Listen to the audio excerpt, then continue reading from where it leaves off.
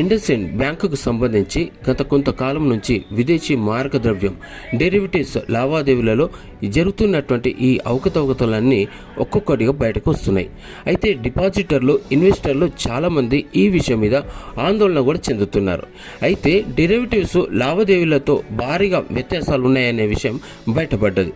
దీని ఫలితంగా 2,000 కోట్ల రూపాయల దాకా నష్టం వాటిల్లిందని ఆడిటర్ల నివేదిక కూడా బహిర్గతం చేసింది. ఇక దాంతో ఆ బ్యాంకు ఉన్నతాధికారులు కూడా రాజీనామా చేయాల్సిన పరిస్థితి కూడా ఏర్పడ్డది. అయితే ఈ పరిణామాలతోటి 3 దశాబ్దాల చరిత్ర గల ఈ హిందూజా గ్రూప్కు చెందిన ఇండస్ఇండ్ బ్యాంకు ప్రతిష్ట అంతా మంటగలిచింది. ఇక చూస్తే తీగలాగితే డొంకంత కదిలినట్టుగా ఈ ఇండస్ఇండ్ బ్యాంకులు జరిగిన అవకతవకలు ఒక్కొక్కటిగా బయటకు వస్తున్నాయి. విదేశీ మారక ద్రవ్య డెరివేటివ్స్ పోర్ట్ఫోలియోలో చూస్తే నిబంధనలకు విరుద్ధంగా కాకిలెక్కలన్నీ కనబడుతున్నాయి. దాంతోపాటు సూక్ష్మ రుణ విభాగంలో 674 కోట్ల మేరకు వడ్డీ ఆదాయాన్ని తప్పుగా లెక్కలు చూపించారు. ఇక వీటితో పాటు మరిన్ని అకౌంటింగ్ మోసాలు జరుగున్నాయని అనుమానాలు భారీగా బయటకు వచ్చినాయి.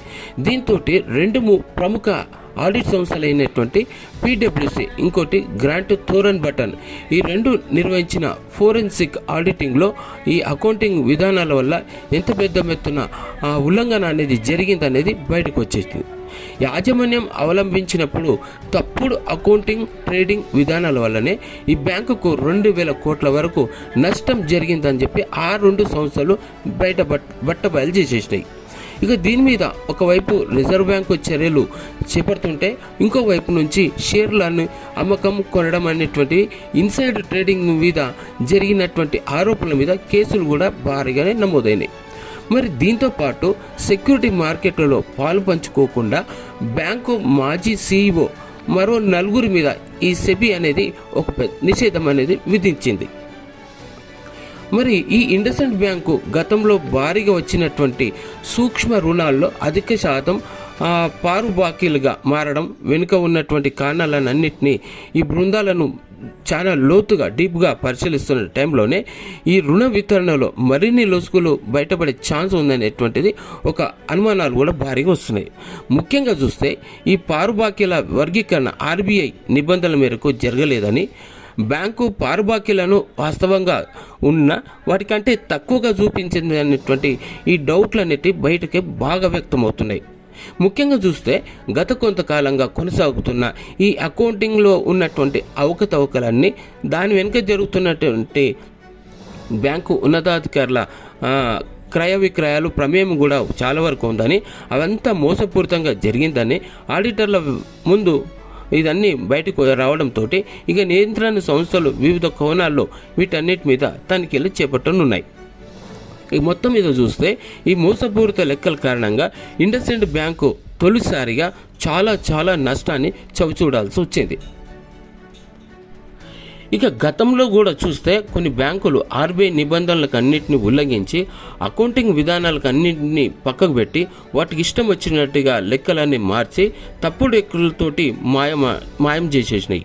కొన్ని బ్యాంకులు మాత్రం విచక్షణ రహితంగా రుణ వితరణ, మోసపూరిత లావాదేవీలు అన్నీ చేసినాయి. రుణదాతల ఎవర్ గ్రీవింగ్ వంటి తీవ్రమైనటువంటి ఒక అనైతిక చర్యలు కూడా పాల్పడ్డాయి. అయితే ఇదే రకంగా చూస్తే 2018లో PNBలో దాదాపు 11,000 కోట్లకు పైగా నకిలీ లెటర్ ఆఫ్ అండర్టేకింగ్, వీటి విషయంలో కూడా చాలా పెద్ద కుంభకోణం బయటపడ్డది. 2020లో ఎస్ బ్యాంకులో జరిగిన మోసపూరిత కార్యకలాపాలను చూస్తే ఆ బ్యాంకు ప్రతిష్టనే మొత్తం దిగజార్చింది. ప్రైవేట్ బ్యాంకుల మీద ప్రజల నమ్మకాన్ని ఎట్లా నిలబెట్టుకోవాలనేది ఇప్పుడు డౌట్గా మారిపోయింది. అంటే ఈ ప్రైవేట్ బ్యాంకుల మీద పబ్లిక్కు ఏమాత్రం నమ్మకం లేకుండా అయిపోయింది. ఇక తాజాగా చూస్తే ఈ ఇండస్ఇండ్ బ్యాంకు ఉదంతం ప్రైవేటు బ్యాంకుల పనితీరు మీద అనుమానాలు చాలా బయటకు వస్తున్నాయి. బ్యాంకుల్లో మోసాలు, అవకతవకలు జరిగిన ప్రతిసారి అందుకు బాధ్యులు ఎవరన్నటువంటి డౌట్ కూడా అందరికీ వచ్చేస్తుంది. మరి ఇట్లా జరుగుతున్నప్పుడు ఈ అక్రమాలకు, మోసాలకు ఆయా బ్యాంకు యాజమాన్యాలే పూర్తి బాధ్యత వహించాల్సినటువంటి అవసరం ఉంది. మరి ఈ మోసపూరిత లావాదేవీలకు అడ్డుకట్ట వేసేందుకు ఆయా బ్యాంకుల్లో నిఘా, పర్యవేక్షణ సంస్థలు ఉన్నాయి, కానీ అవి సరిగ్గా పనిచేస్తున్నాయంటే అది కూడా డౌటే. మరి ఈ ప్రతి బ్యాంకులోనూ వాటి పద్దుల మీద నిఘా ఉంచాల్సిన అవసరం ఉంది. మరి అది కూడా అట్లా జరగట్లేదు.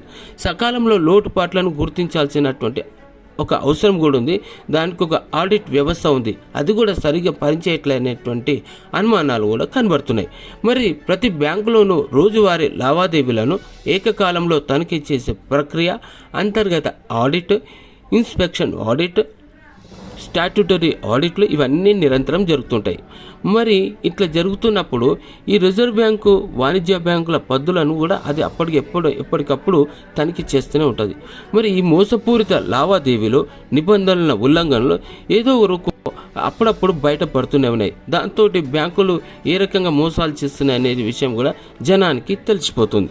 మరి ఈ అక్రమాలు, ఈ అవకతవకలకు తావు లేకుండా బ్యాంకుల బ్యాలెన్స్ షీట్లను, వాటి యొక్క వాస్తవ ఆర్థిక పరిస్థితులను అద్దం పట్టేలా చూడాల్సిన బాధ్యత అంతా ఎవరి మీద ఉంటుందంటే ఈ ఆడిటర్ల మీదనే ఉంటుంది.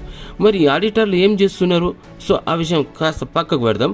బ్యాంకులు నిబంధనలకు అనుగుణంగా పనిచేసేలా నియంత్రించే బాధ్యత అంతా ఈ రిజర్వ్ బ్యాంక్ మీద ఉంటుంది. మరి బ్యాంకులో జరుగుతున్న మోసాలు, నిబంధనల ఉల్లంఘనలకు యాజమాన్యాలు, ఆడిటర్లు, రిజర్వ్ బ్యాంకుల వరకు అందరూ బాధ్యత వహించాల్సిన అవసరం ఉంది. సరే, మరి ఇది ఎట్లుంటే మరి నిఘా విషయంలో ఏమవుతుంది? భవిష్యత్తులో ఈ బ్యాంకుల్లో మోసపూరిత లావాదేవీలకు అడ్డుకట్ట వేయాల్సినటువంటి ఛాన్స్ బాగా ఉంది.